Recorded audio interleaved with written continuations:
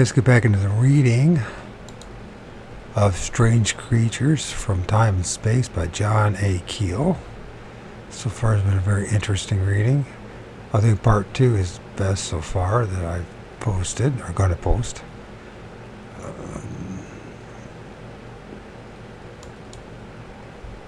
Let's see, page 82.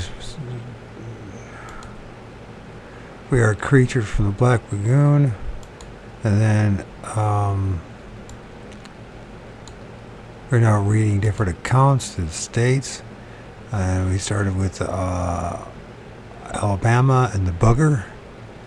And it's very similar to what is a mural that's in the Vatican. Or now, California. The following account was published in 1896 in a booklet titled The Hermit of Siskiyou by L.W. Music. And that's interesting. I don't even know how to pronounce that, but I'm assuming it's something like Siskiyou. And it's good to read these books because you discover new books that take you even deeper down the rabbit hole. Screw Hermit of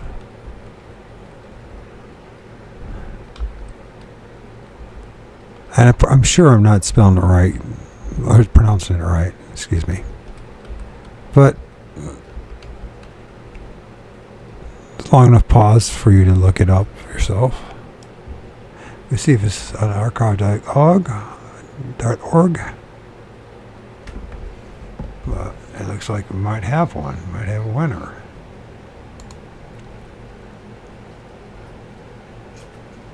It's not a very big book. 100 pages. So we got that one. Okay. Note 1. Del Nort record correspondent writing from Happy Camp in Siskiyou County. I'm sure I'm not pronounced right. It's January 2nd, 1886. Discourses as follows. I do not remember to have seen any reference to the wild man which haunts this part of the country, so I shall allude to him briefly.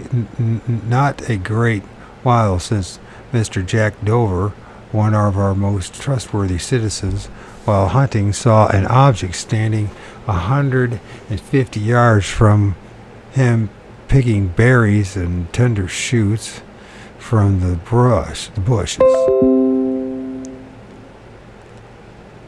The thing was gigantic size, about 7 feet high, with a bulldog head and short ears and long hair. It was also furnished with a beard and was free from hair on such parts of his body as is common among men. Its voice was shrill or soprano and very human, like that of a woman in great fear. Mr. Dover could not see its footprints as it walked on hard soil. He aimed his gun at the animal, and whatever it was, several times, but because it was so human, would not shoot.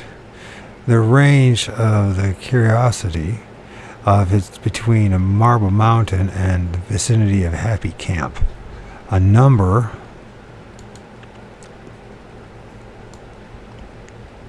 of people have seen it and all agree that their descriptions, except some, make it taller than others. It is apparently herbivorous and makes winter quarters in some caves in Marble Mountain. 3. It ran up like a man, swinging long hairy arms, said Ray Kerr of McKinleyville, California, as he described his sighting of Bigfoot on Sunday, October 2nd, 1958. He was near Bluff Creek when he saw it. It happened so fast, it's kind of hard to give a really close description, but it was covered with hair. It had no clothes. It looked 8 to 10 feet tall to me. Roy Wallace said he had seen a similar creature a short time earlier. It was hairy, walked stooped over, had long dangling arms, and was 4 feet across the shoulders. The mutilated bodies of 4 dogs were found in the area by Curtis Mitchell, an Indian, on the evening of Kerr's sighting. They looked as if they had been ripped apart, he said. One of them had apparently been slammed against a tree. The bodies were still warm when they were discovered off the Elk River Road, about 5 miles south of Eureka, California.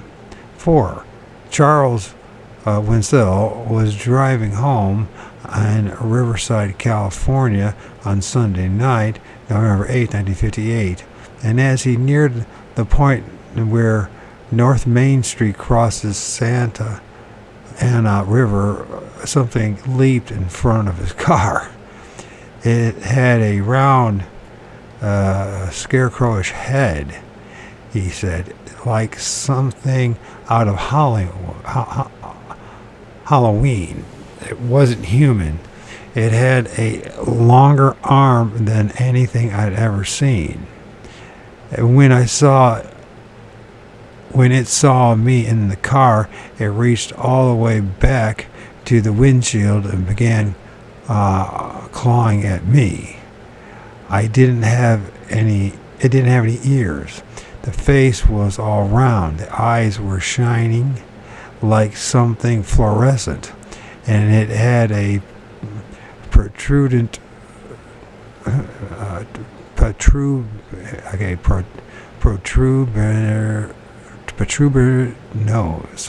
mouth. Well, I can't say that. Protuberant mouth. Okay, that's what I'm trying to say. It was scaly, like leaves. Wentz reached for his .22 pistol he carried in his car and stomped on the gas. The thing fell back from the car and it growled. The noise it made didn't sound human. I think I hit it. I heard something hit the pan under the car. There were long sweeping scratches on his windshield, but nothing was found at the site. The next night, a 6-foot-tall black thing leaped out of the bushes near Wenzel's site and frightened another motorist. The Wenzel story was widely circulated by the wire services and has become a monster classic. 5. Walking home in late evening, a resident of Hoopa Valley, identified only as Peters, saw a strange creature jump out, uttered a surprised grunt, jumped a 5-foot fence and one agile leap, and disappeared in the darkness. It was not a bear, appeared not too much taller than a man, but was tremendous width. 6. 5 witnesses reported that a tall, hairy creature was discovered ransacking their car while they were picnicking in a forest outside of San Diego, California.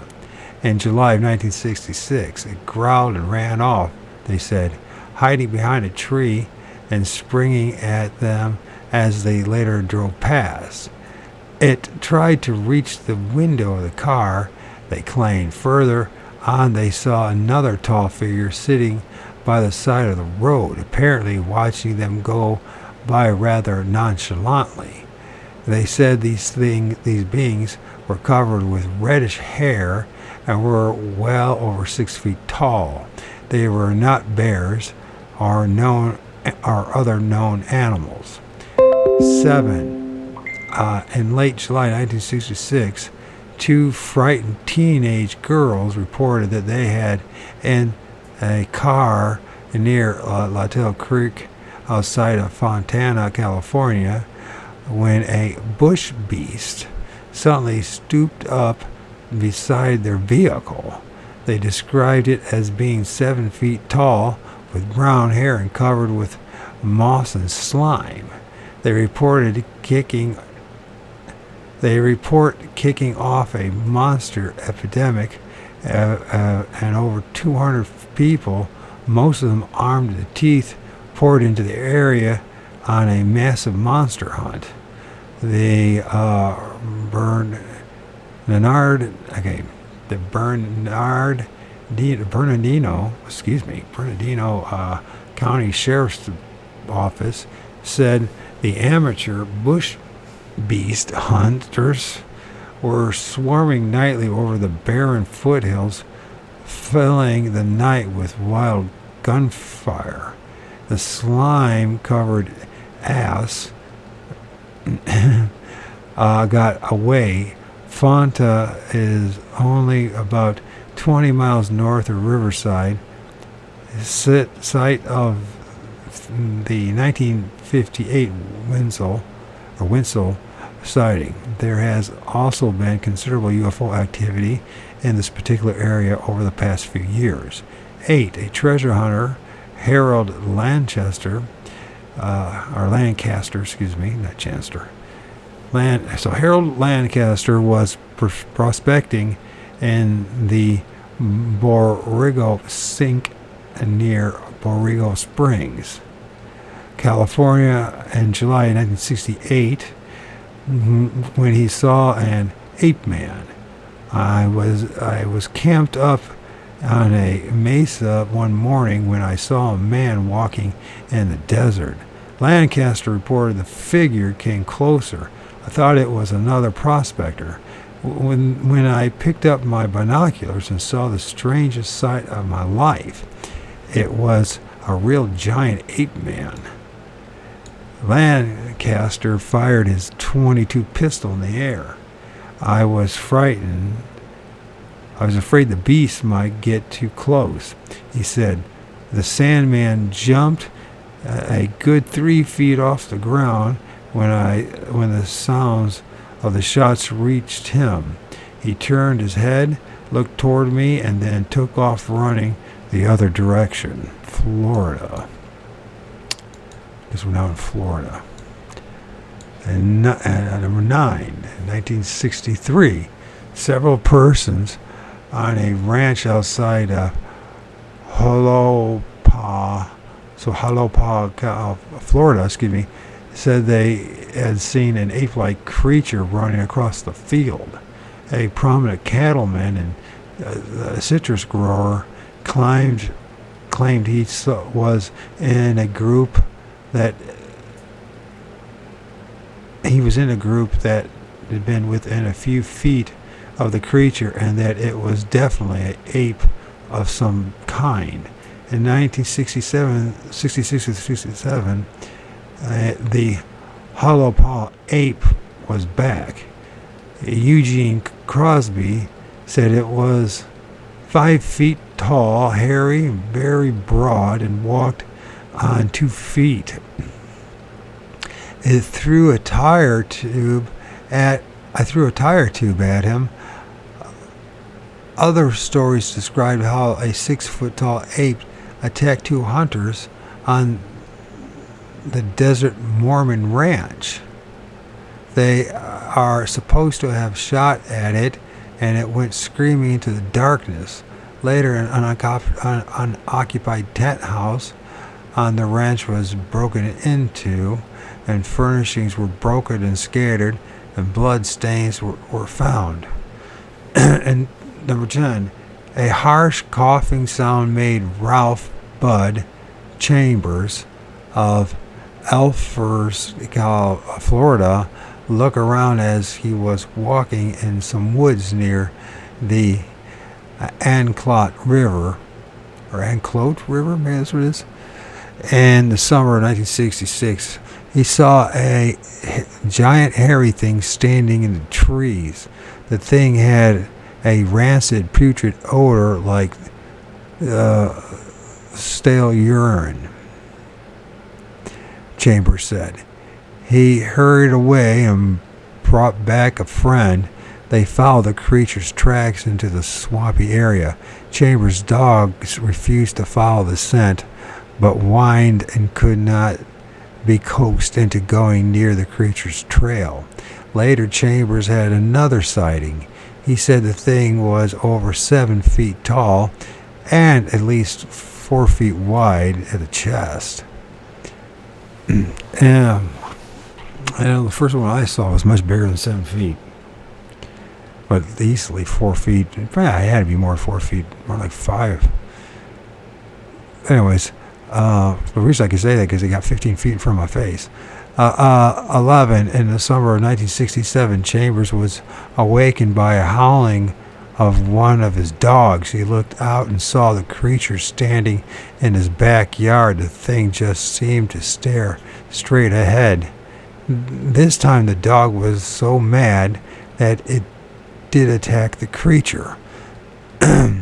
Probably because the dog felt the thing was invading home territory. The dog started snapping at his legs, but the thing did not take any notice at the dog. The dog kept biting at his ankles and feet.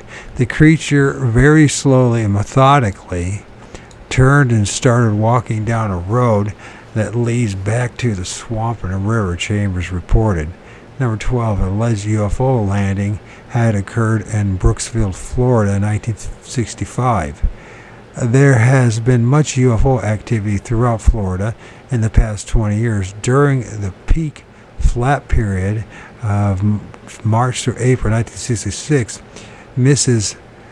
Eula Lewis of Brooksville reported that local residents were being disturbed by inexplicable shrill screaming sounds. She heard her dogs barking one night, and when she looked out the window, she saw a big hairy thing standing in the yard. The thing was swinging its arms, and the dogs were yapping to beat the hell trying to get it. Okay, and the dogs were yapping to beat the hell trying to get to it. It started going back into the woods with the dog still chasing it. 13. There were several hairy monster reports around Brooksville in 1966 through 67. In May of 67, Joan Reitner, so Jones Reitner, or Joanne, Joan, I guess it'd be Joan Reitner, was invited to a ranch near Newport Richey when strange 3-toed tracks had been found. The county sheriff revealed that cattle were disappearing. No truck tracks or other evidence had been found to lead to the rustlers. Just where does a rustler put a full-grown cow? A sheriff deputy asked Mrs. Reitner. Sure as hell not in his back pocket. 14. A young woman was changing a tire on a lonely stretch of highway outside of Brooksville, Florida. On Wednesday night, November 30, 1966, when she heard a noise in the bushes and became aware of the most unpleasant odor.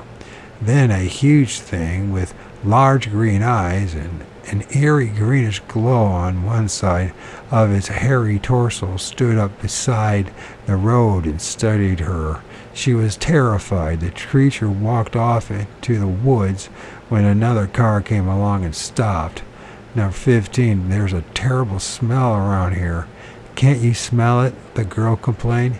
She was one of the 4 teenagers parked in a lover's lane near Elfers, Florida in January 1967. As others took deep breaths, an animal about the size of a large chimpanzee sprang onto the hood of the car. Then we panicked. The driver later told investigators, Joanne Whitener, the thing looked like a big chimp, but it had greenish in color and with the glowing green eyes. I started the motor and the thing jumped off and ran back into the woods. We tore like blazes back to the dance we were supposed to be attending. A police officer from Newport Richey later visited the site and found a sticky green substance which remains unidentified. Georgia now. We're in Georgia. Number 16.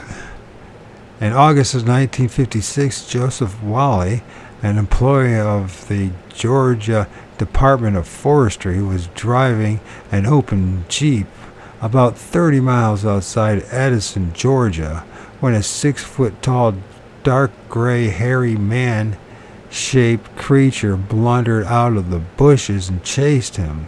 It grabbed at him, apparently trying to haul him from the Jeep, scratching his arm. Wally said it looked like a gorilla, except it had claws and long pointed ears. He was not anxious to go back for a closer look. Number 7, a man named, that's 7, number 17, a man named Tant King, I guess as I pronounced it, was walking in a field near Edison, Georgia one night in 1956 when he was frightened by a little naked hairy man about 3 feet tall who came out of a nearby woods and walked along the edge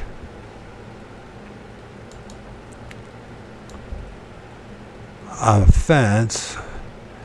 Other men called to the scene, found tracks and strips of white curly hair about 3 inches long on the fence.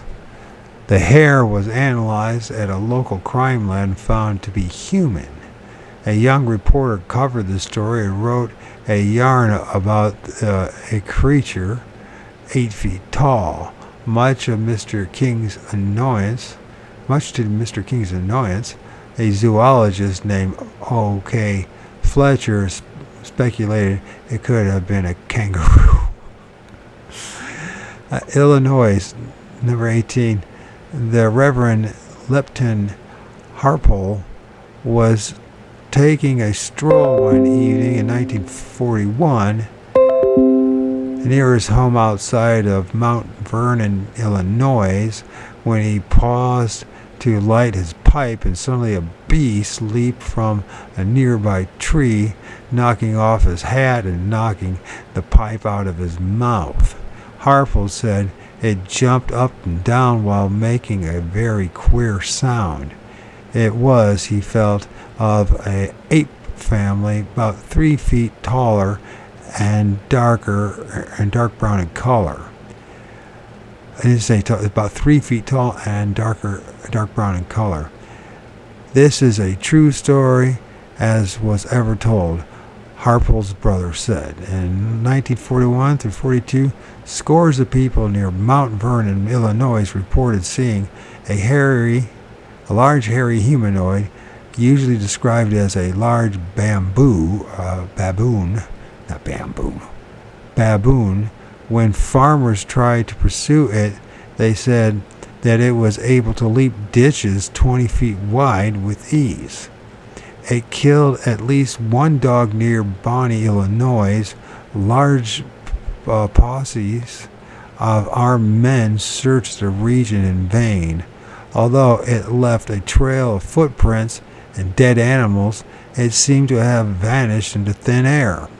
And number 19, in an interview with Lauren E. Coleman in November 1962, Stephen Collins said that he, Robert Earl, and two unidentified men had seen a large gray animal standing upright in the middle of a creek east of Decatur, Illinois. Off East William Road, they felt it was definitely not a bear. Number 20. It looked like a half-man, half-horse, said James McKinney of Centerville, Illinois, when he tried to describe the creature he had seen in May 1963. Centerville police received more than 50 calls within a few days, all reporting a strange animal. The police searched failed to find anything. Number 21. 4 young people were parked in a car in the Montezuma Hills outside of Decatur, Illinois on September 22, 1965, when a black male-like monster approached the car. The young people fled, but later the boys returned to the spot alone and again saw the monster. The police officers searched the area fruitlessly. We don't know what they saw, one officer said, but they appeared to be well frightened. Number 22, Tim Bullock and Barbara Smith were in a car parked near Chittyville, Illinois, north of Harran, on August 11, 1968. At 8:30 p.m., a giant figure suddenly appeared from the bushes, badly frightening the couple. They said it was 10 feet tall. That was about the size of my first one I saw. With a first close encounter I saw, I should say. With a head as large as a steering wheel and a round, hairy face. It threw dirt at them through the window. Bullock returned to the spot the next day and found a large depression in the grass. People claimed that dogs in the area had been carrying on for the previous 2 weeks.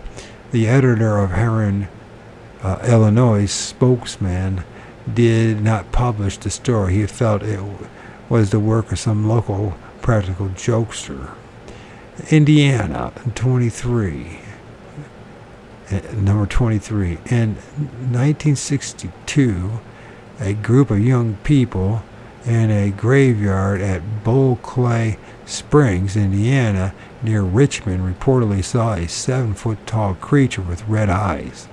It stood on 2 feet, but ran on all fours, ape-like, and was covered with white and silver hair. Footprints found showed 4 long front toes. Kentucky, number 24. Trimble County, Kentucky, was plagued with monster mania in June 1962. A farmer named Owen Pike said he saw a thing when it attacked and mauled his dogs. One a collie, the other a German shepherd. He described it as black, 6 foot tall, with hanging arms that reached to his knees.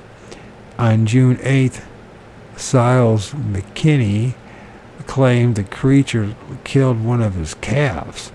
The calf carcass was found 15 feet outside of its enclosure, and the gate was still shut.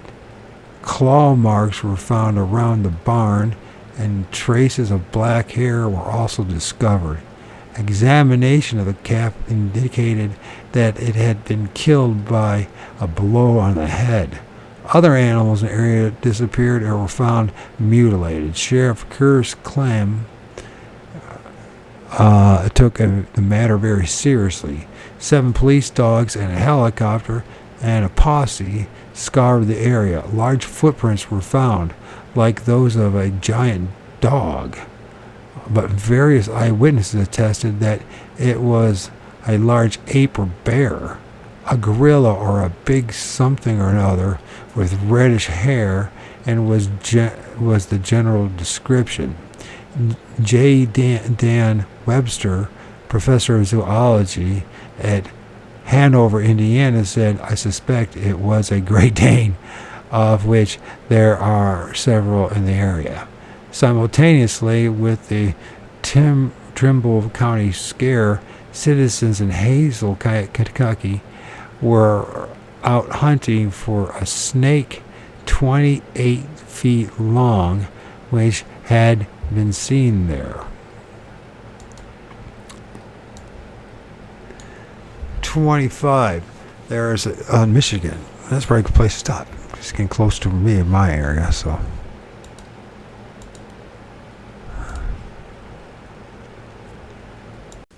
Michigan, number 25. There is a swamp near Charlotte, Michigan, called Gorilla Swamp because several years ago people were reportedly saw a huge gorilla wandering around. At least it walked on 2 feet and was covered with hair. Data is skimpy. Number 26. This is one of the shortest stories in the files of Loren Coleman. In the year 1937, Saginaw, Michigan, a fisherman sitting on a bank in Saginaw River, of the Saginaw River, is reputed to have seen a man-like monster climbing up the riverbank, lean upon a tree, and then return to the river. The man suffered a nervous breakdown. Number 27, 2 young men, Otto Collins and Philip Williams, claimed that they ran into a giant hairy-covered ape-like thing outside of Marshall, Michigan in May of 1956. According to their story, the creature picked them up, one on each arm, and while their alarmed companion, Herman Williamson, scrambled for his gun, the beast dropped them and ambled off. They said that it had big green eyes. They were as big as light bulbs. Light bulbs. It smelled like something rotten. Number 18. Beginning our report number 28. Beginning around 1962, folks living in the vicinity of Sister Lakes, Michigan, started seeing something 9 feet tall that made a whimpering sound. Then in May 1964, monster mania hit the region in full force. A man named Gordon Brown told how he and his brother had seen the creature one night and followed its tracks. "We come to a tree," Brown said, "and while I knew there were no trees there before, well, woo-wee, this thing was standing there. Well, we hightailed it right out of there. 3 teenage girls met the creature in broad daylight while walking along the side of the road in Silver Creek Township. Joyce Smith fainted on the spot. Patsy and Gail Clayton stood motionless, paralyzed with fear, as this thing charged off into underbrush. It didn't look like a man, Joyce said. Patsy described it as being about 7 feet tall with a black face. John Utrup. So John Utrup told the Cass County Sheriff that he had seen the monster several times. One night, as he was driving into his yard, he saw it standing behind a bush. It had big, bright, shining eyes. He said Mrs. Utrup told of how one of her shepherd dogs chased the monster one night and came back with a pupil of one eye turned a pale blue color. Weeks later, the eye returned to normal. Oh, that's weird. Many other witnesses came forward and were named, and the extensive newspaper account, hundreds of people flocked to Sister Lakes, and the usual feudal monster hunt took place. Local drive-ins did a big business selling monster burgers, and station WSJM had a sponsored program of new monster reports and special monster music. Professor Frank E. Eggleton of the University of Michigan Zoology Department announced that he thought the monster was a gorilla. Dr. William H. Burt, another zoologist at the university, disagreed. It could be a black bear, Dr. Burt said. The only trouble is they usually don't wander that far south in Michigan. Bears are about 3 feet tall at adult height, standing on all fours. When they get up on their hind legs, which they occasionally do to look around, they might be 5 to 6 feet. It is true that the monster has been roaming around. If it is true the monster has been roaming around this area for 2 years, it certainly wouldn't be a gorilla, since they couldn't survive that long in this climate outdoors, Burt concluded. Report 29. In August 1965, the monster returned to Michigan, this time to the placid little community of Monroe, due east of Sister Lake and Cass County. We must add that the entire area is also one of major UFO windows in the United States.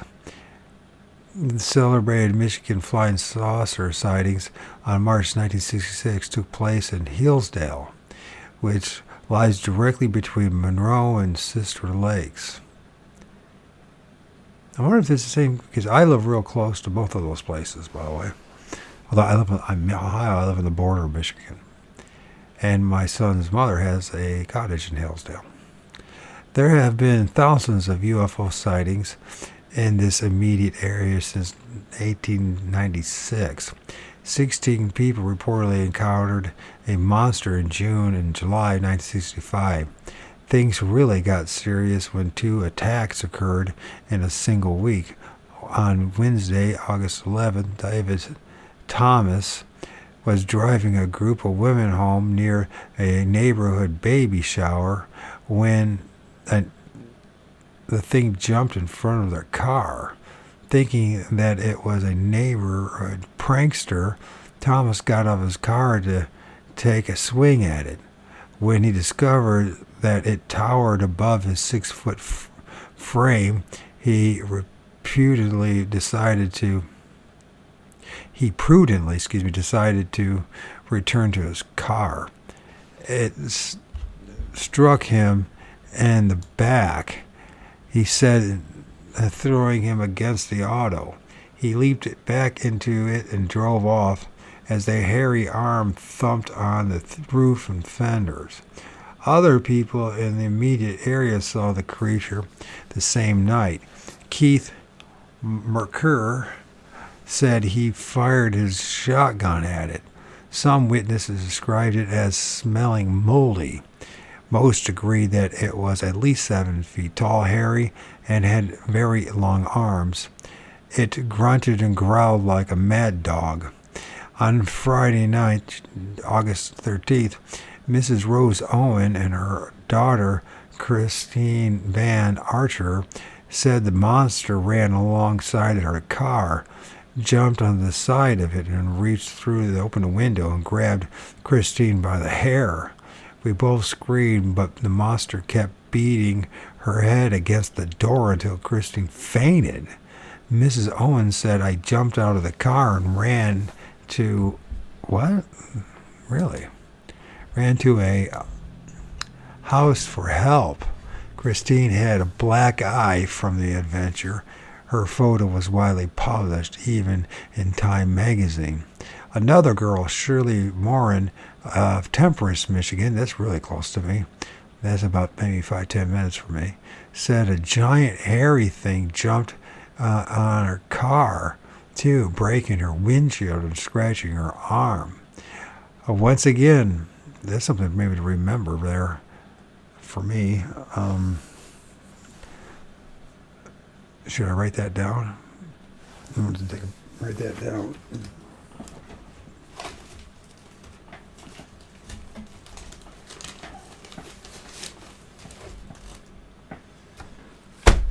Let me write that down.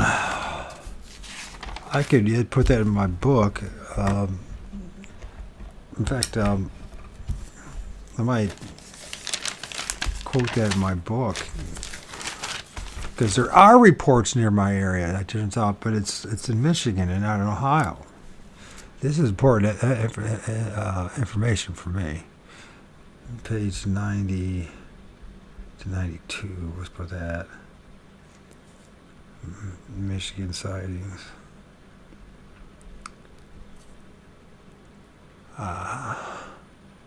Strange creatures from time and space.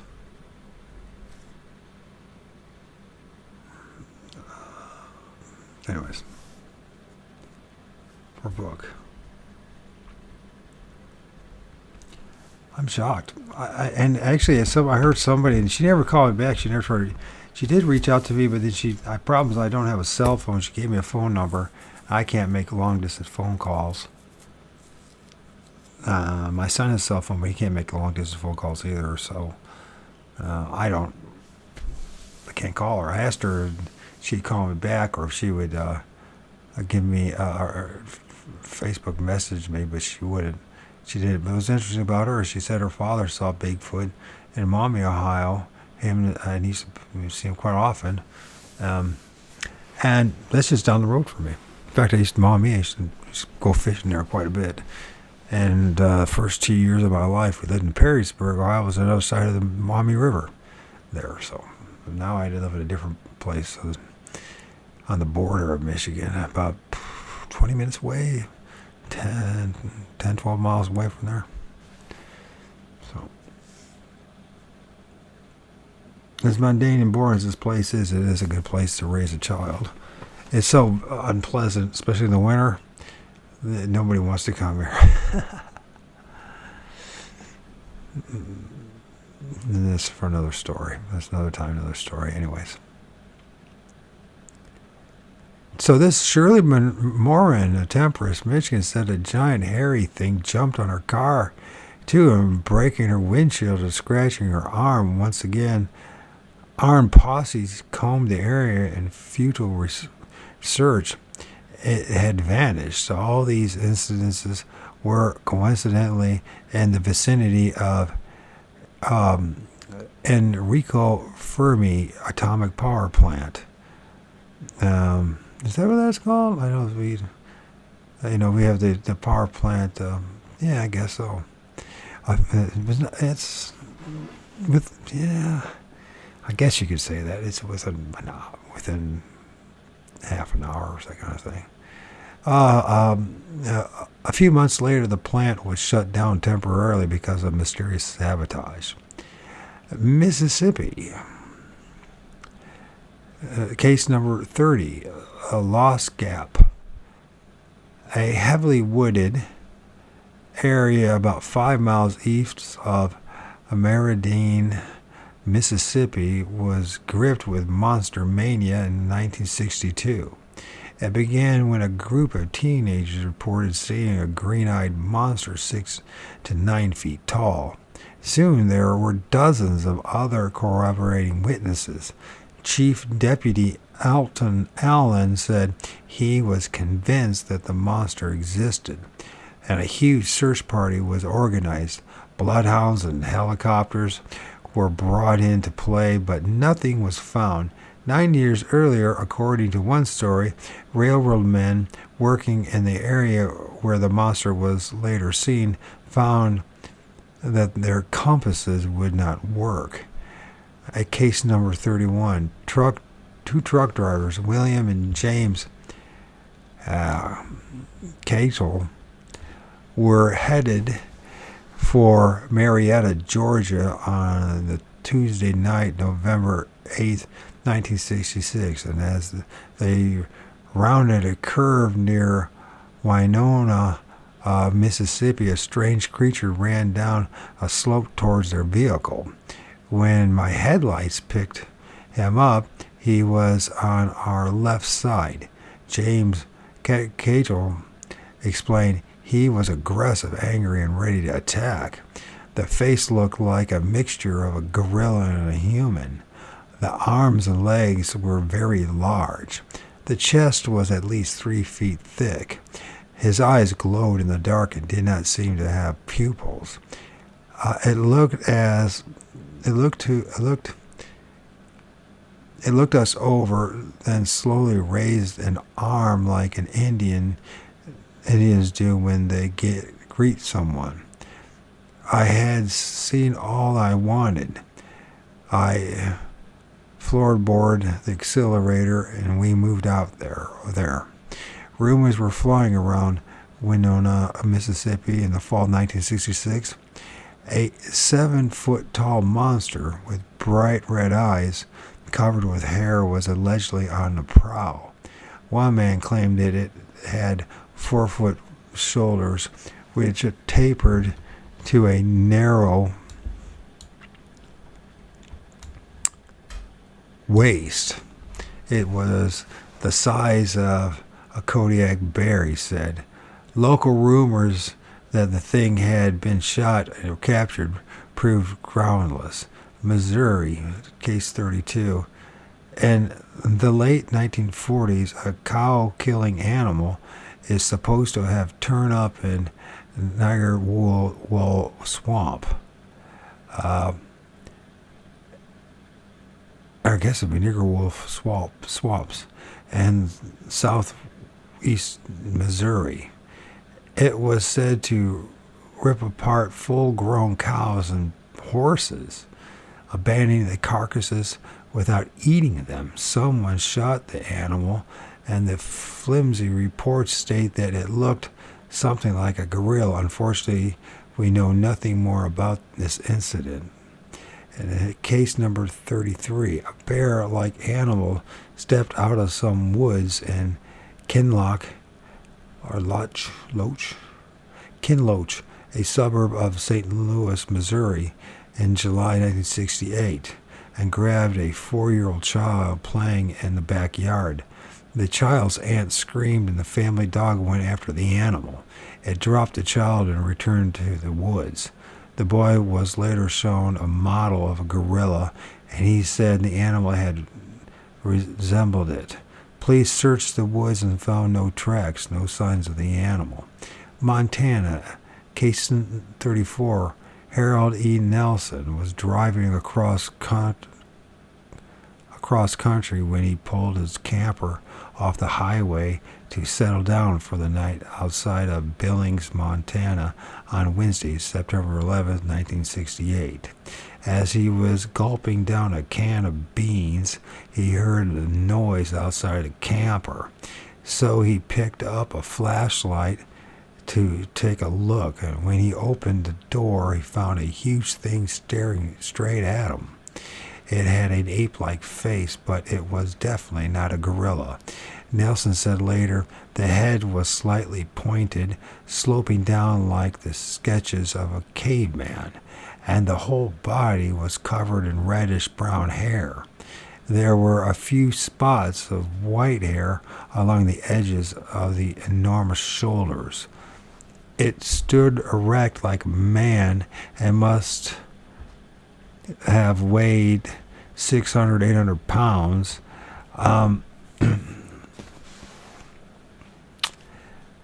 He was big, real big. At a long moment of total immobility, Nelson scrambled back into his camper to find his gun. The creature peered in the door curiously and then turned and shuffled off into the darkness. New Jersey. Case 35. 5 students from Spring Garden Institute at Philadelphia reportedly heard unearthly screams while camping near Lake Atchison, in Burlington County, New Jersey in 1960. We were pretty much on edge, said Burley Swind. After finding 4 large tracks early in the underbrush near our camp. They were about 11 inches long, and they looked something like a large bird print with the heel of a dog in and a toe spread out. Case 36. On April 15, 1966, in Trenton, New Jersey, Evening Times carried a story asserting that a new wave of animal disappearances was taking place in Burlington County. Mr. Stanley Silcoach, something like that. Silcoach, I could say that, said he thought he had solved the mystery when he shot a raccoon on April 8th, but his 2 dogs disappeared a short time later. The state trooper named Alfred Potter found a footprint so large a man's hand could not cover it. Several months later, an investigator denounced the whole affair as a peculiarly vicious joke. Case 37. Towards dusk on the evening of May 21st, 1966, Raymond Todd and 3 friends were parked in an automobile in the Morristown National Historical Park, Morristown, New Jersey, when they saw a very tall, at least 7 foot tall, entity ambling across the lawn. They described it as being faceless, covered with long black hair, and with scaly skin. What impressed them most was the breadth of the creature. It had huge shoulders, they said, and walked erect with a stiff rocking movement, and they were absolutely certain that it was not a bear or other known creature. The quarter became hysterical and drove to the entrance of the park, where they stopped cars and warned people that there was a monster in loose. Todd stopped a car driven by a young lady, name withheld by request, and had her rush him to Morristown Municipal Hall, where he reported the encounter to the police. The police said that his fear and hysteria were genuine. Case 38. By strange coincidence, the young ladies substantiated Todd's story with her own. She said that she and 3 others had seen a similar monster in the same area a year earlier. Her group had been parked in the dark when they heard a thumping in the back of their car. They looked out the rear window and saw a huge form standing over the car. It was very tall and had very broad shoulders. They could not see its head. They drove away in a state of panic, but did not report the episode to the authorities. The girl's mother urged her not to mention the incident to anyone.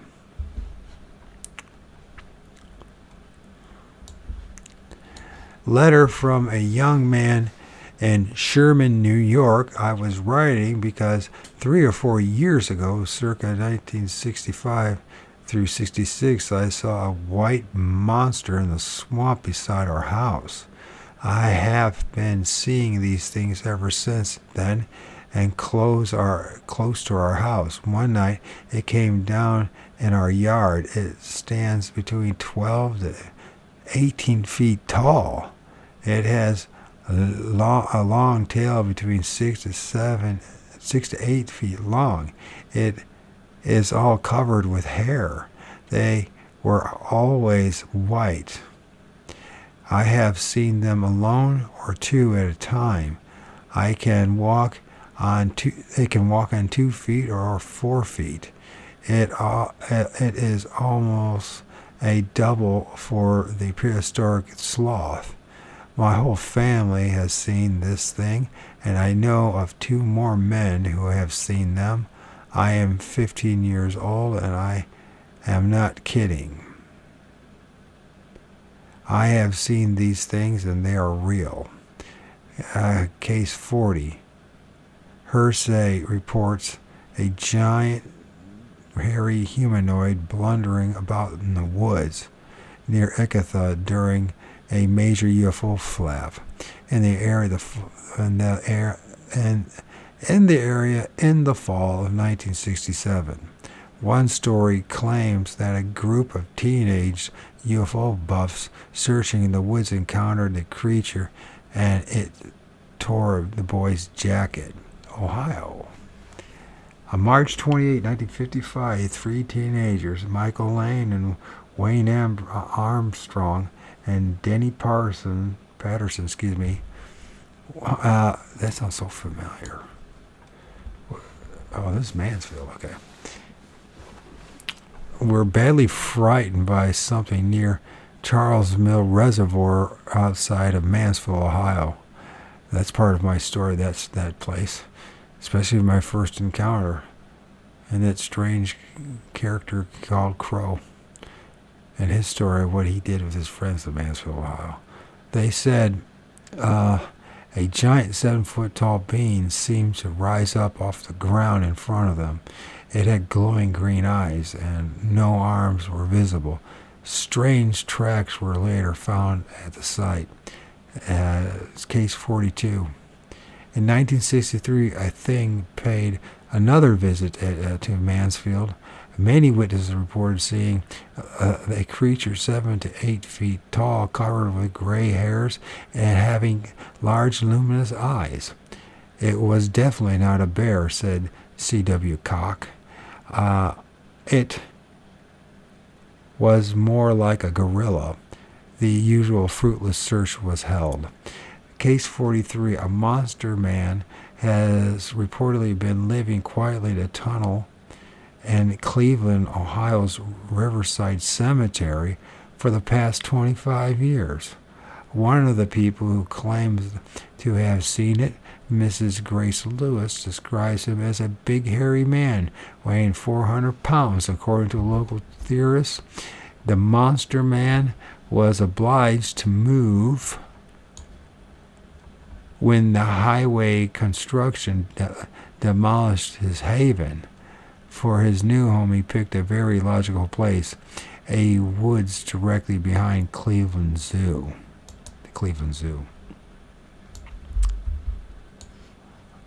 On Monday night, April 22, 1968, a couple of youths came face to face with something weird in those woods. It's 8 feet tall and covered with hair. William Schwark said later, I chased it Monday and it knocked me down the slope. Another boy claimed the thing grabbed him and ripped his jacket and left deep scratches in his shoulders. The word got out quickly, and within a few days the woods were filled with teenagers armed with flashlights, baseball bats, and ropes. A white sheet with burn marks in it, and some chicken feathers were discovered in the area. But as usual, the hairy unbelievable eluded the pursuers and disappeared without a trace. The local police remained skeptical of the whole affair. Oregon, case 44. 28 people and around Yankton, Oregon, reportedly saw tall, hairy humanoids in 1926.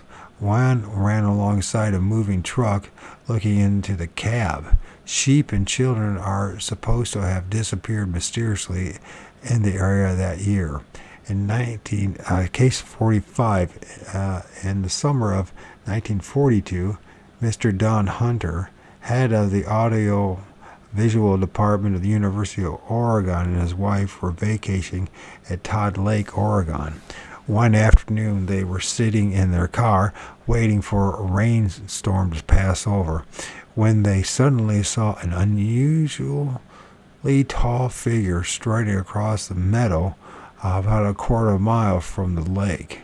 It was not humped over, but very erect, with a military bearing. Hunter said later, "What?" The legs seemed very long, and he did not run, he walked. Giant strides were very quickly. And getting out of the car, we must have been heard because it took off for the trees with giant strides. Case 46. In fall of 1957, Gary Jonas and Jim Newell reportedly saw a giant human-like figure while hunting near Winoga, Butter, Oregon. Mr. Jonas had just shot a deer, and the tall being came out of the bushes suddenly, picked the dead animal up with one arm, and walked off quickly with tremendous strides. The creature was not less than 9 feet tall, with very long hair on its arms. It made a noise like a very strange whistling scream. Case 47. 2 boys from Rosenberg, Oregon, told state police that they had seen a 14-foot man-like creature in a nearby woods on Wednesday, July 29, 1959. They said it was covered with hair and walked upright and had human characteristics. They saw it first on previous Friday, but did not tell their parents because we didn't think anyone would believe us. They returned to the spot again, armed with a rifle. The monster reappeared, and one of the boys fired 5 shots at it from a range of about 50 yards. It ran off screaming like a cat, but louder, he said. Police found human-like tracks 14 feet long, showing 5 toes. The boys were certain it was not a bear. Case 48. Did you hear the one about the walking tree stump? This is very interesting. Walking tree stump. The Spokane, Washington Spokesman Review carried this on November 18, 1966. Newport, Oregon, AP. People in this coastal logging area didn't believe 16-year-old Kathy Reeves when she told them about the 3 little stumps that walked across the pasture. Not only did they move, said Kathy, but they also were of different colors: orange, light blue, white, yellow, and watermelon colors. That was 6 months ago. Since then, 25 people have seen the unidentified flying objects, and 15 statements were taped by newsmen. Later, Reeves' home on Pioneer Mountain was haunted by strange balls of light which flittered flitted from room to room. Investigating police officers and reporters also saw the lights. The family finally moved out. Several others in the same area told police they had been seeing giant humanoid figures with single eyes in the middle of their foreheads. Pennsylvania. Case 49. In a letter to the editor in Real Magazine, August 1967, Mr. Mario W. Pinardi claimed that he and another person saw and tracked a 9-foot-tall gorilla-like creature in an open field near Alliston, Pennsylvania. Case number 50. A 6-foot-tall person or thing was seen by 7 persons on the shore of Edinburgh Lake, Edinburgh, Pennsylvania, Wednesday night, August 17, 1966. The witnesses fired at the figure on 2 occasions with weapons they had taken along. Apparently the creature was not hit, said the Erie, Pennsylvania Times, August 19, 1966. A heavy UFO flap was taking place in the area at the time. Another tall, unidentified creature had been seen in Presque Island. That's not how you pronounce it. I can't remember.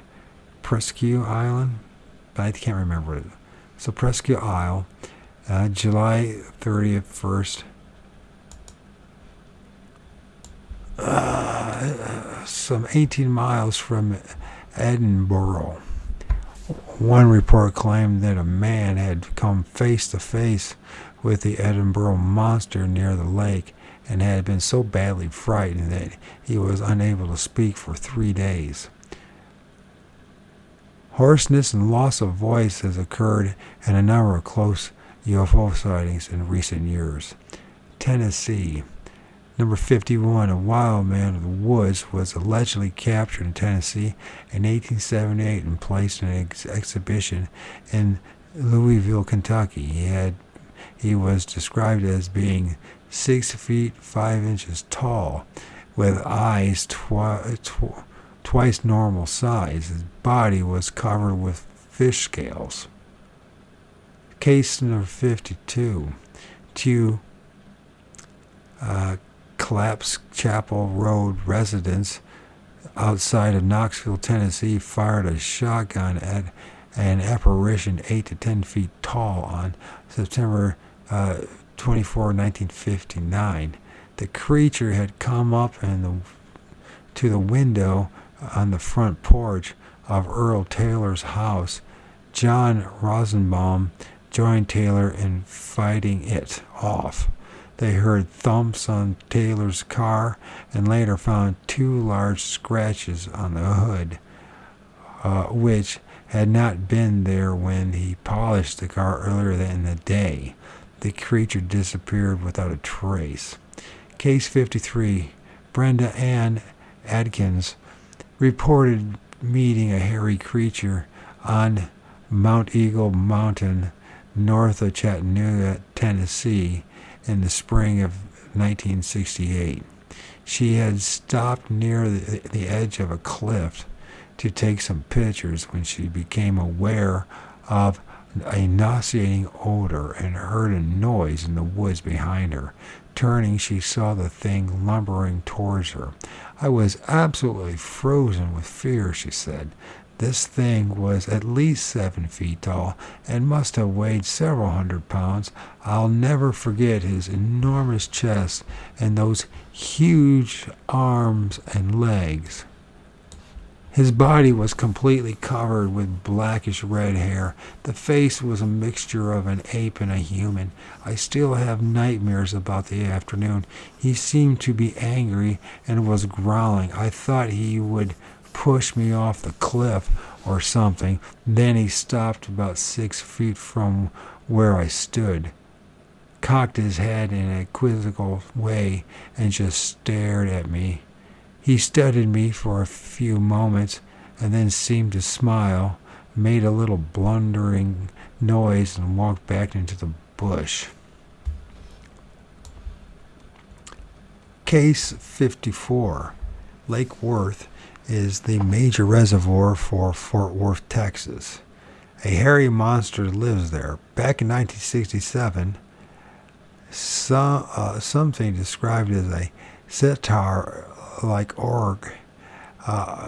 There we go, was scaring folks around Mesquite Point at the lake. A band of teenagers searched the area but never even caught a glimpse of it.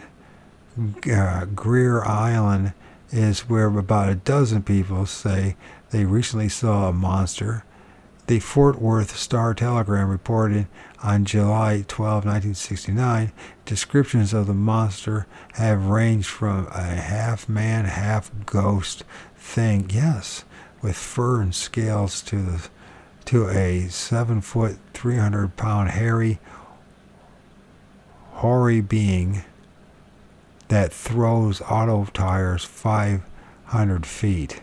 The 1969 report came on Wednesday night, on July 9, 1969, when 3 couples told police that the creature had pounced on their car and left scratch marks on the hood. Another motorist said he saw a big hairy thing which emitted a squall and then tossed a tire and rim from more than 500 feet. A local naturalist suggested that the culprit might have been a playful bobcat.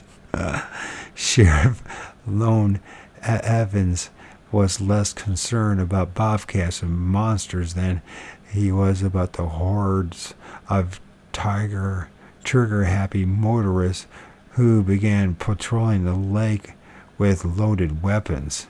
The 7-foot, 300-pound half-man, half-goat was seen throughout 1969.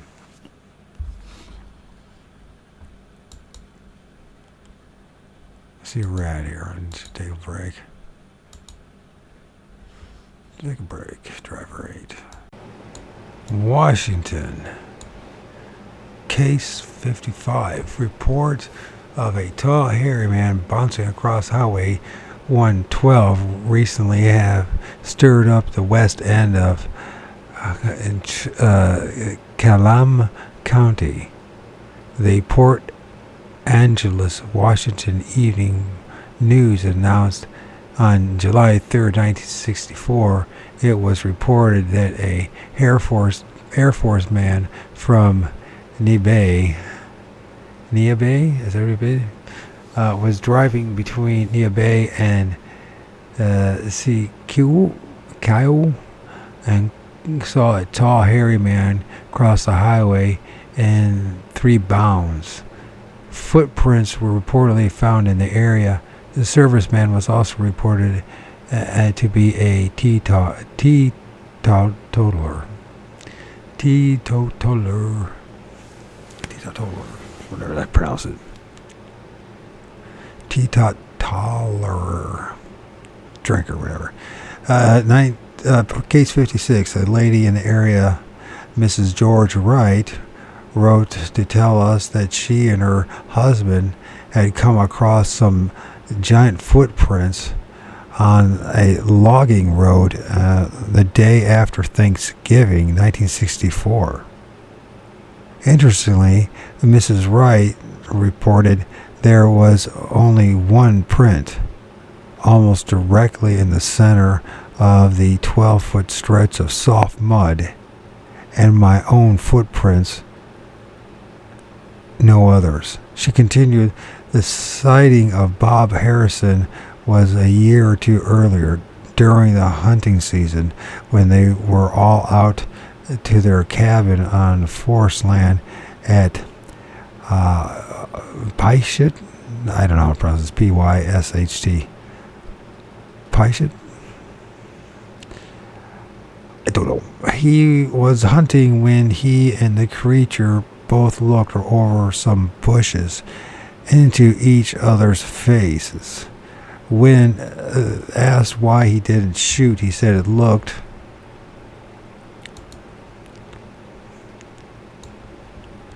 too human. Later on his story changed to where it could have been a bear with a very scary, screwed up face. They backed away from each other and took off in different directions. Case 57, late Monday evening, September 19th, 1966, Ken Pittejohn was driving home outside of Yakima, Washington, when he rounded a bend and came up upon a huge man covered with silvery white hair standing in the middle of the road.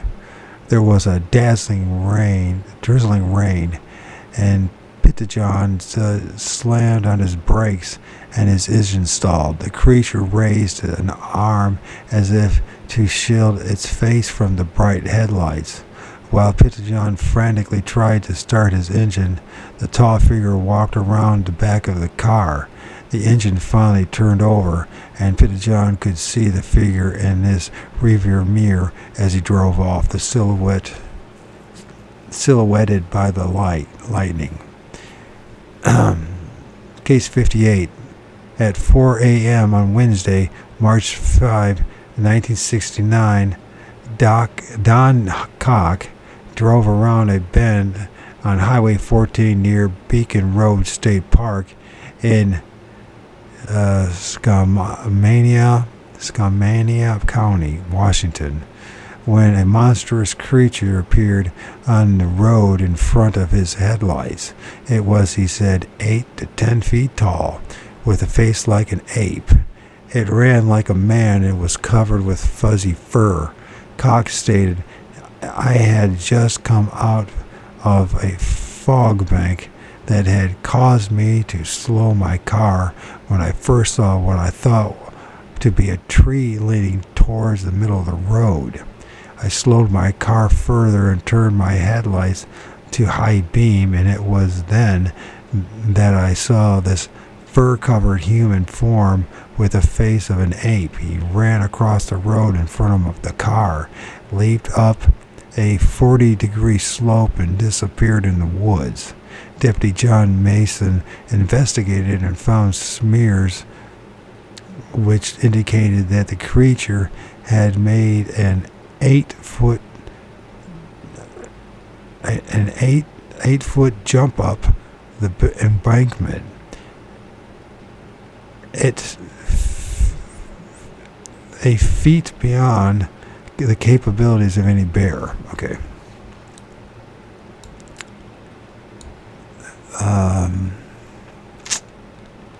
In April of 1969, the Skamania County Board of Commissioners passed an ordinance making it illegal to kill a Sasquatch, providing a $10,000 fine and up to 5 years in imprisonment.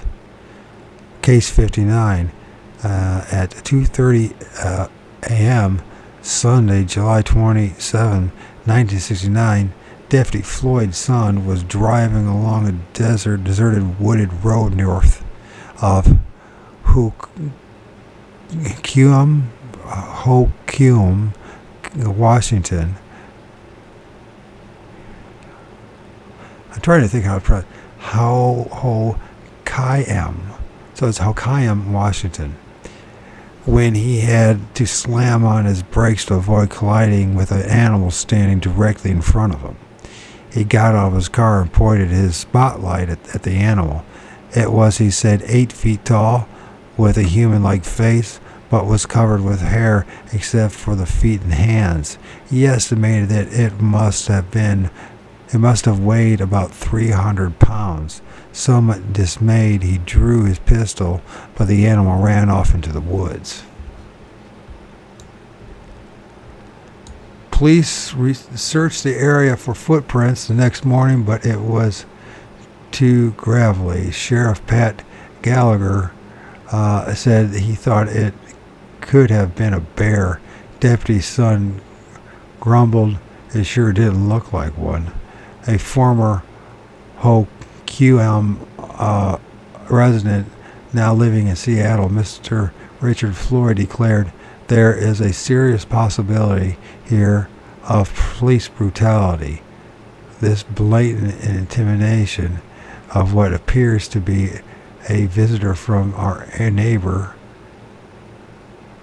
to the north must stop."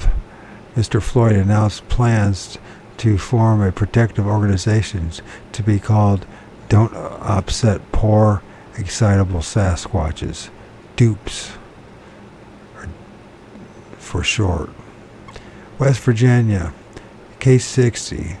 In the summer of 1960, a group of young men were camping in the woods near Davis, West Virginia. One night, one of them was cutting wood for the fire when he heard a noise and felt someone poking him in the ribs. He thought one of his friends was trying to scare him and turned around annoyed to find himself confronted with a horrible monster. He described it. It had two huge eyes that shone like big balls of fire, and we had no light at all. It stood every bit of 8 feet tall and had shaggy long hair all over its body. It just stood and stared at us. The eyes were very far apart. By the time the boys had recovered from their shock, the creature had shuffled off into the darkness. They broke camp early next morning. Gigantic footprints were found where the creature had been, but the witnesses did not feel like following them. Case 61. A West Virginian named W.C. Doc Priestley claimed that a hairy humanoid ruined the electrical system of his automobile in 1960. That summer, numerous people around Parson, West Virginia, allegedly saw a gruesome 8-foot-tall thing covered with shaggy hair and equipped with two huge eyes when shone like a big ball of fire. And October 1960, Priestley was driving through the Monongahela National Forest, about 3 miles north of Marlington, West Virginia, when his car, which had been purring like a kitten, suddenly sputtered and stopped. Then I saw it, Priestley later told reporters of the Charlotte, West Virginia Daily Mail, July 5, 1961. To my left, beside the road, stood a monster. This monster with long hair pointing straight up towards the sky. A group of Priestley's friends were driving on ahead in a bus. When they noticed that he was no longer directly behind them, they turned around and drove back to look for him.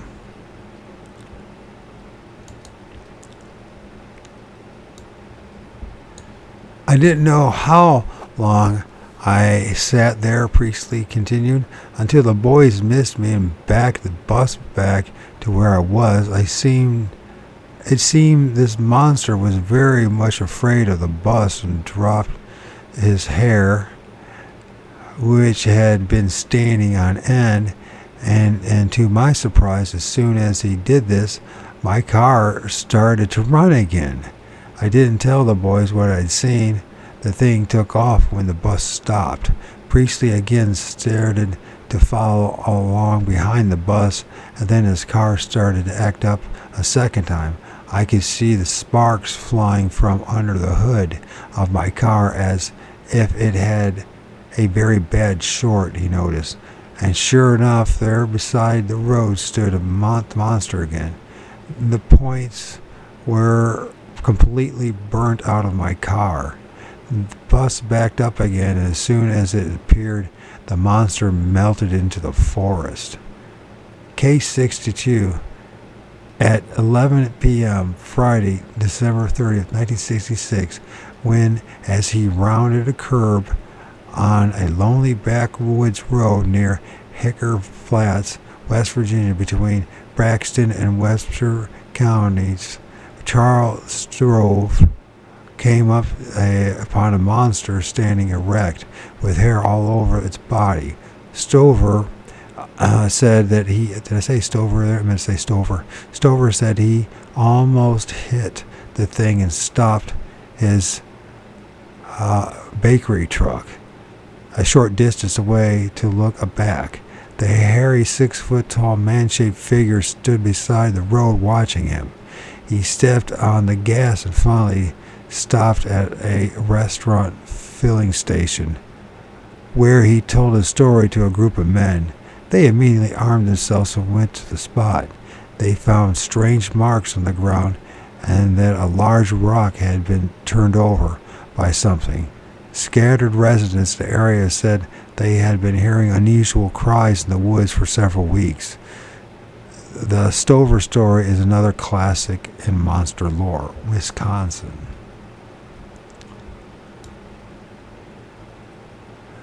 Case 63. A large, powerfully built man covered with hair was seen by 3 men in the Deltock Marsh in Wisconsin on October 17, 1968.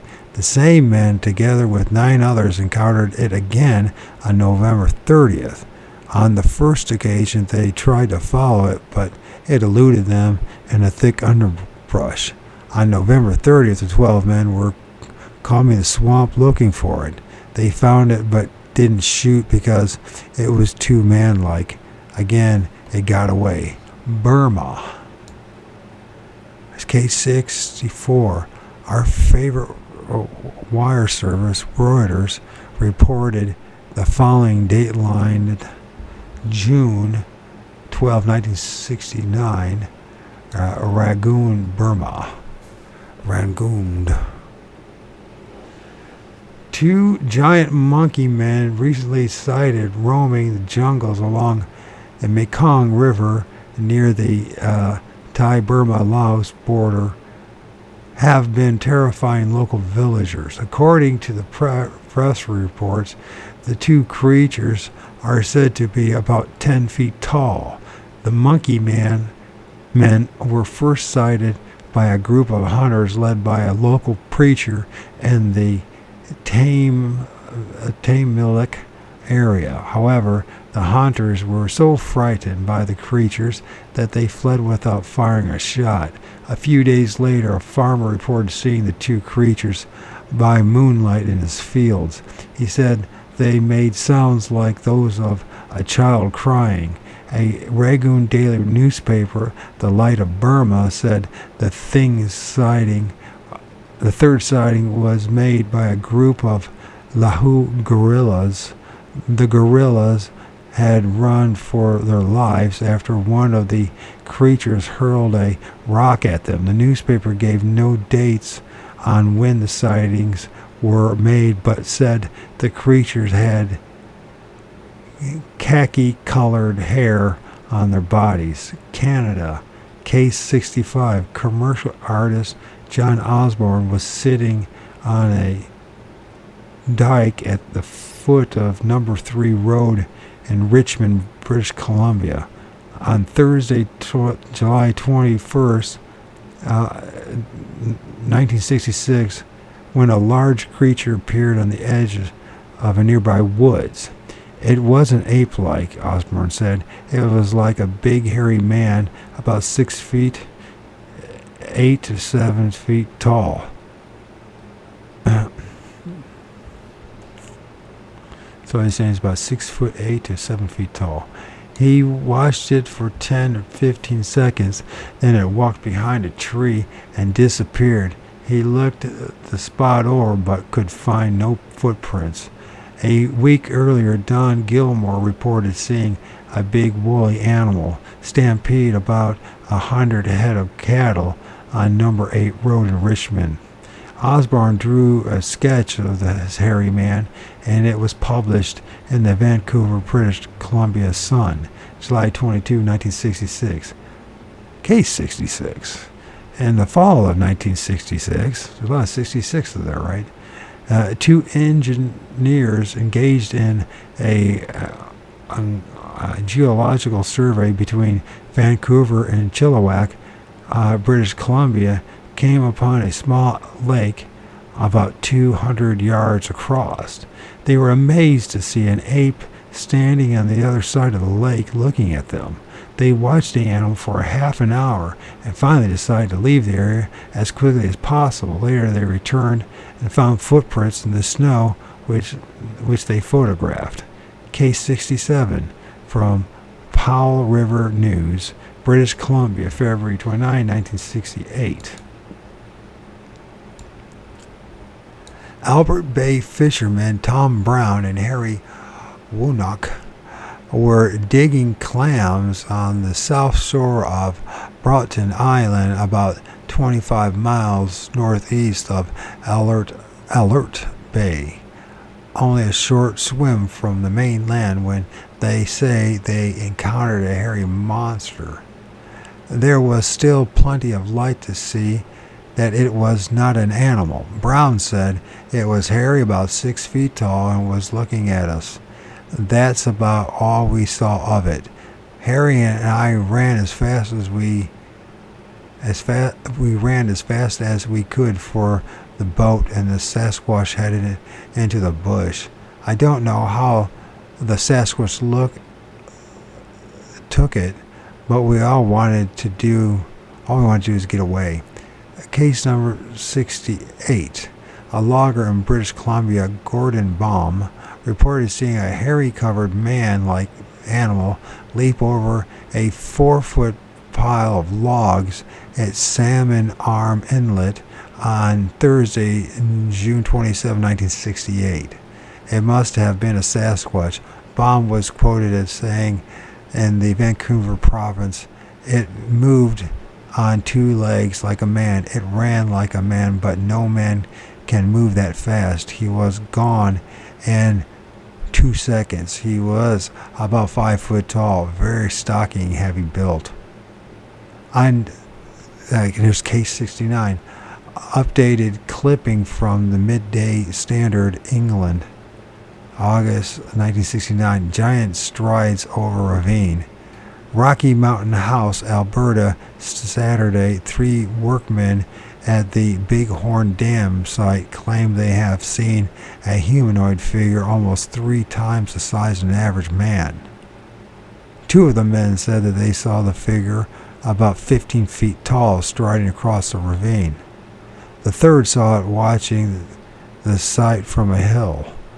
Indians believe there is a family of 4 of the creatures living in the area.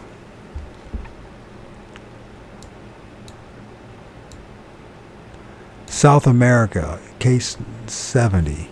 Between 1952 and 65, there were 18 documented cases of people in Argentina, Venezuela, and Brazil being attacked and injured by unidentified hairy creatures in human form. Some of these cases have been widely commented on in UFO literature. In 1964, a truck driver named Alberto Calbermatter was driving along a desert road outside of Resistencia,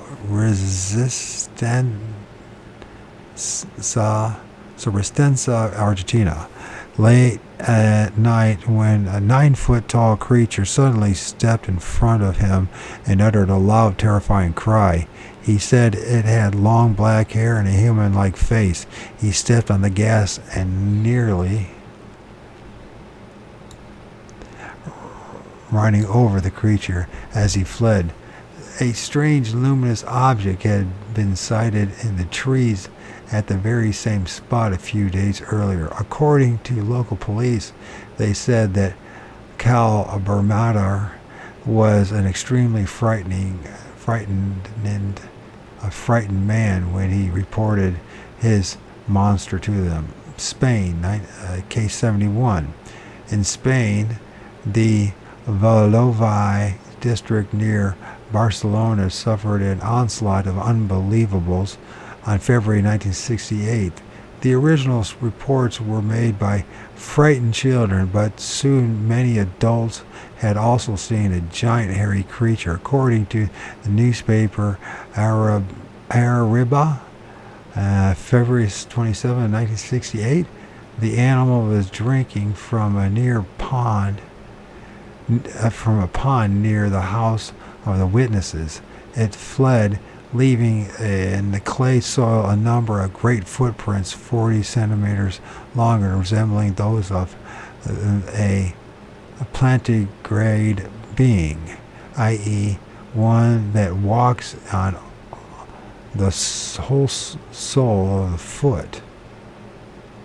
These footprints agree with descriptions given by motorist Roberto Juar, who said that he had seen near Hostelric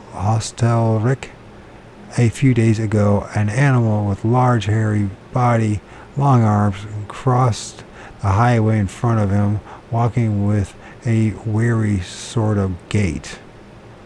No gorillas or bears were missing from any zoo or circus, the newspaper reported.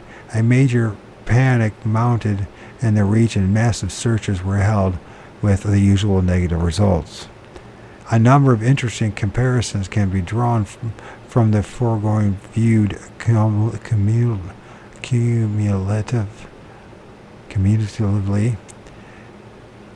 These random sightings reveal several hitherto hidden aspects. We can now categorize these events and speculate that there are two main groups.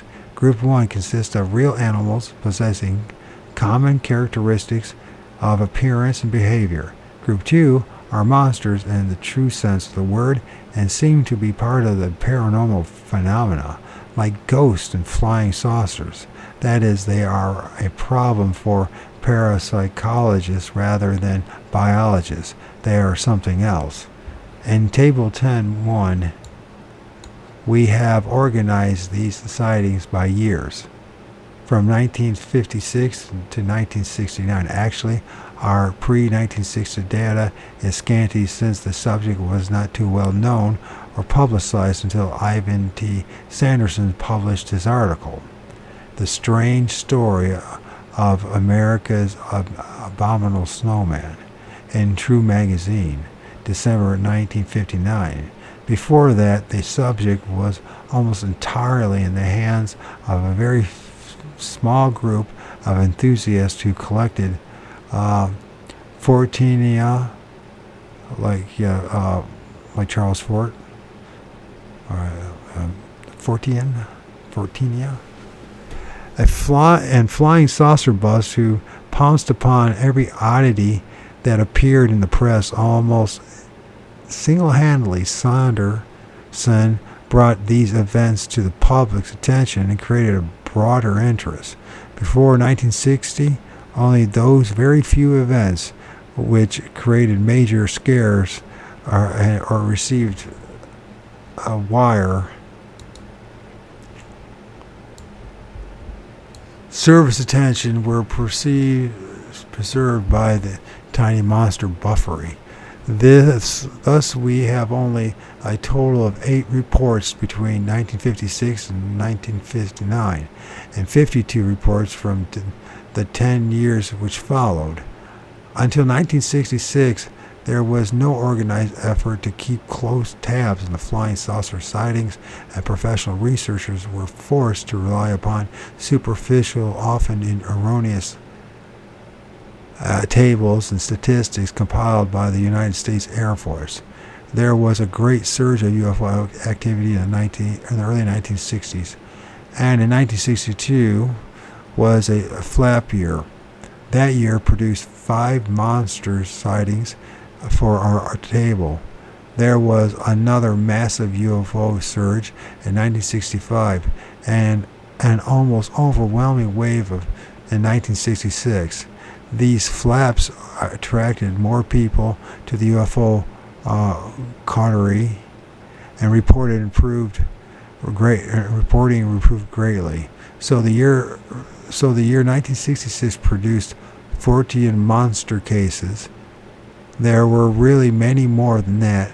We have detailed some of the others in the general text. Flying saucer sightings remained high in 1967 through 69, although the new events received little or no publicity. The United States Air Force received only 38 UFO reports in March 1968, compared with 165 in March 1967 and 158 in March 1966. It has been reliably estimated that fewer than 2% of all UFO sightings are reported to the Air Force at all. So even if the statistics were accurate, which they aren't, they would not fully represent the overall situation. Witnesses of monsters very rarely report to the local newspapers or police and never to the Air Force. In our travels around the country, we have uncovered many spectacular cases which had never received any publicity of any kind. Often when the witnesses tells his family and friends about the incidents, he is so heavily ridiculed that he shuts up. In most cases, the man or woman who does report to the police and newspaper is not taken seriously. We have to keep repeating this vital point throughout this book. If you encountered a 10-foot tall creature covered with moss and slime, with two huge luminous red eyes, who would you tell? And do you think anyone would take you seriously? I imagine not. In fact, I know they wouldn't, because I have to go through it myself. Table 10.1, creating creature sightings by years, not including those detailed in the main text, and it's got this graph from 1956 through 60, and then there's the numbers, not very high, and then from 61 to 69, things start increasing a little bit. And these events are being taken more seriously now by larger numbers of people. Our channels for communicating these experiences have improved greatly. The handful of well-equipped researchers involved now are more better data to work from, and we are finally getting very close to a solution to all these mysteries. One of the most disturbing factors of the monster cases is the high ratio of hostile events in which human beings and animals have been deliberately attacked. Similar hostility is apparent in many UFO reports, but these hostile aspects are played down and suppressed by UFO courtiers which prefer to believe that flying saucers are benevolent. In Table 10.2, we summarize the forms of hostility encountered. It is significant that automobiles were concerned in the 16 of these cases, approximately 25% of the total. This ratio is very high, even higher in UFO reports. Then you get Table 10.2, hostile attacks by humans and animals, on humans, animals, and automobiles. Automobiles 16%. Autos damaged by claws for, it's not percent, 16 cases. 4 cases for the claws, damaged by claws. Human beings attacked and injured 8. Animals attacked and injured or killed and mutilated. Animal disappearance 6. The tire thrown at witnesses 2.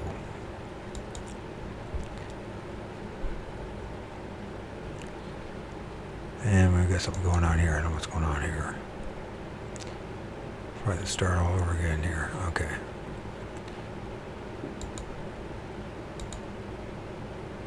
Don't know why that does that, why it has a glitch like that, but it does. Total. What the hell did I just do that for?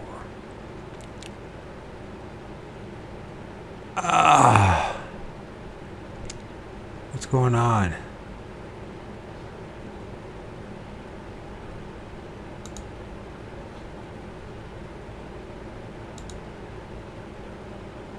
I lost my bearing here.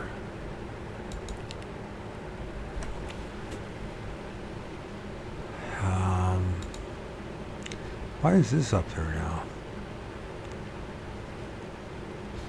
Let's revamp and see what happens. Still there. Okay.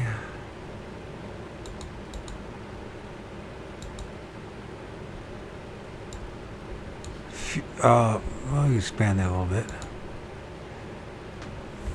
With a few notable exceptions, the witnesses most often describe the creature's faces as being either human-like or a cross between human and a gorilla or ape.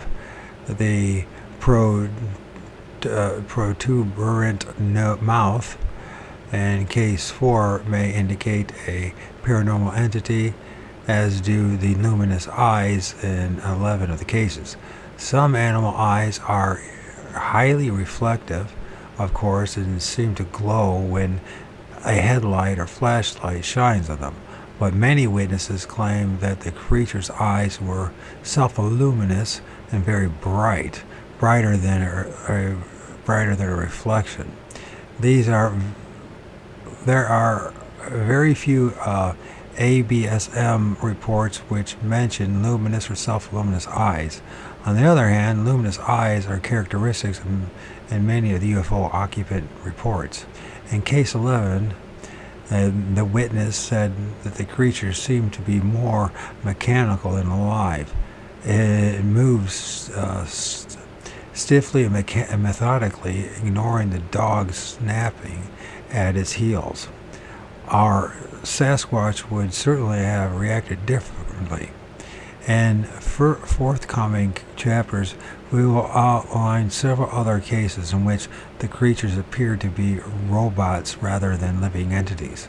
Throughout this book, you will find incidences in which the witnesses describe hearing a sound like a woman screaming or a baby crying, a phenomenon is well known in ghost hunters, and there are many cases in which the sounds were heard in cemeteries and haunted houses all over the world. The woman screaming sound is definitely related to our monsters. This can be reproduced mechanically. For years, phony mediums used to reproduce this sound in seances by stroking a warm silver dollar over a piece of dry ice. It creates a shrill, unearthly scream. We have pulled this trick on a number of monster witnesses, and they reacted with alarm and recognition, saying that it was almost exactly what they had heard during their experience. Here in Table 10.4, we run down some of the general characteristics reported in the monster's events. There is only one case, 23, in which the creature dropped from an erect position and ran off on all fours like a bear. My first sighting, which was a Sasquatch, and it ran, and it seemed like it ran, and it was leaned over like a professional bicyclists, you know what I mean, when on their bicycle and they lean forward. That's how it seemed like. Other aspects of the report take it out of the ABSM category.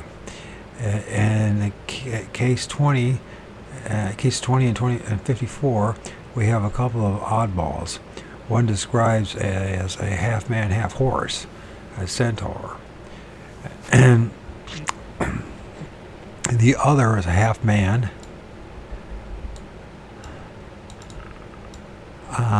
Why can't I get there? See, that's what happened there.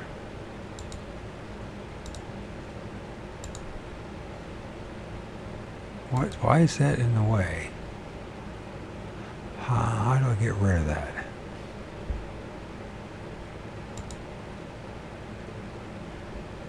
That didn't work out well.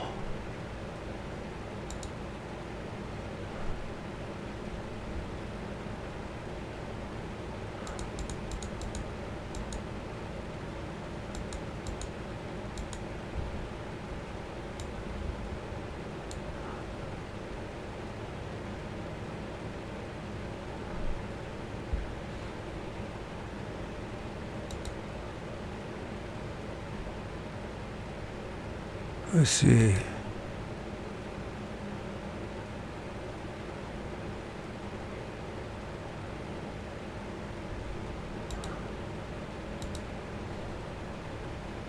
Wow.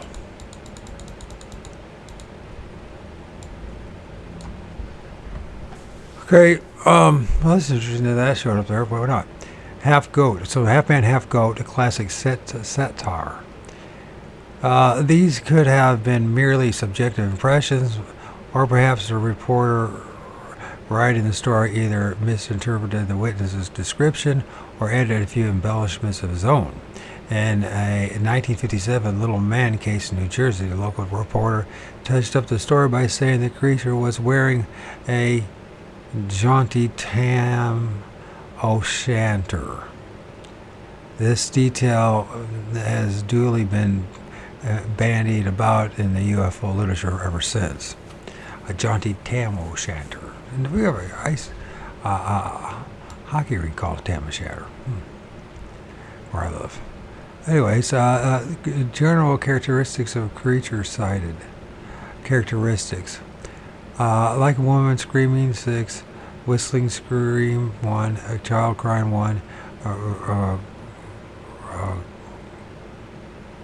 Gurgling or blubbering, 2. Displayed extraordinary agility and made great leaps, 5. Dropped from erect position into 4, 1. Appearance occupied by an unpleasant odor, 5. 5 of our sample cases mentioned a pungent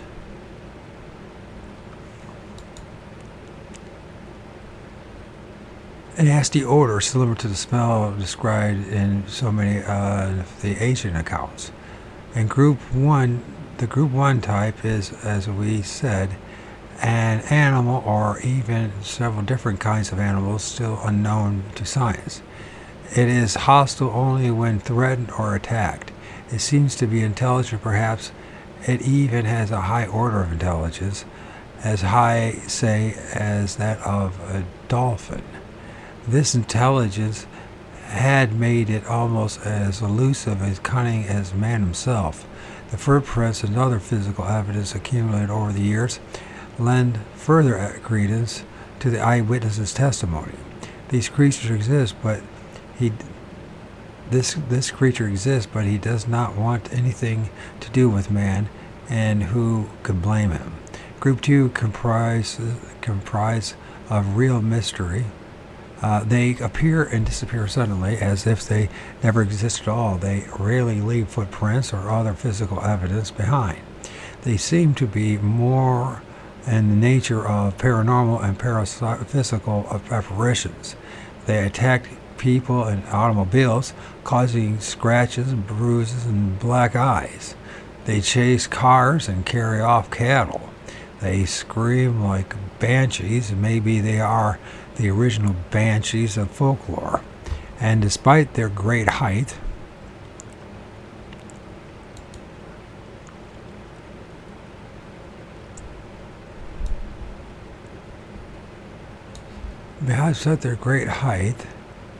weight, and girth, they melt into nothingness when the posses turn out. Since our data is admittedly only a fragment of all sightings, we can't guess at how long this has been going on or what the real scope of the phenomenon is.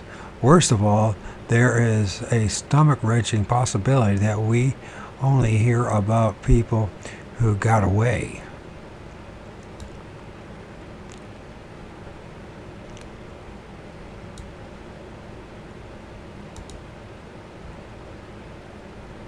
And that seems to be that. That's a good place to stop.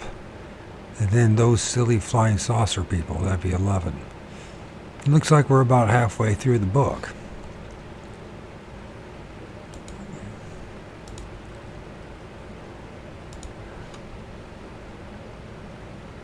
Thank you for listening if you did. If you're going to try, go all the way. Otherwise, don't even start. If you are going to try, go all the way. This could mean losing girlfriends, wives, relatives, jobs, and maybe your mind.